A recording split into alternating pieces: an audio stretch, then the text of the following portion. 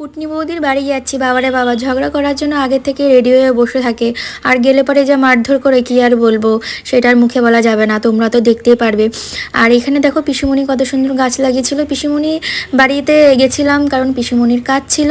13 দিন পিসিমণি আর আমাদের মধ্যে নেই, সেটা তোমাদের আগে একবার বলেছিলাম। তো আজকে পিসিমণির সে কাজে সবাই মিলে একসাথে হয়েছি। আর এই যে আমার কুটনি বৌদি ভাবছিল যে ফটো তুলছি, কিন্তু না, ভিডিও হয়ে গেছিলো। আর এই যে রান্নাবান্না শুরু হয়ে গেছে, লোকজন আসা শুরু হয়ে গেছে। এখন বাজে প্রায় 1:30। তাই ভাবলাম একটু হাঁটাচলা করে আসি। এই দেখো সামনে দিকে পুচুগুলো রোদ পোহাচ্ছে, আর একটু রোদের মধ্যে হাঁটাহাঁটি করতে ভালোই লাগে। সঙ্গে আমার কাকিমাকে নিয়ে গেছিলাম। আর এই যে আমার পুচকু বাবা কোনো রকমে থাকে না, শুধু বলে খেলাধুলা করবে। এদিকে ভাত হয়ে গেলেই একদম রান্না কমপ্লিট হয়ে যাবে। সবার লাস্টে ভাত হয়, কারণ গরম গরম সবাইকে পরিবেশন করা হবে। আর এদিকে সবাই দাঁড়িয়ে আছে, কারণ লোকজন শুরু হয়ে গেছে আসা। আমরা প্রথম বৈঠকেই বসে পড়বো, কারণ আমরা আবার বাড়ি যাব। আমার সার্থকের রান্না তো হয়নি, সার্থক তো এইসব খাবার খেতে পারে না। তো এতগুলো লোকের মধ্যে কি আর ওকে খাওয়া দাওয়া করাবো, তার জন্য আমরা বসে পড়েছি শাক দিয়ে।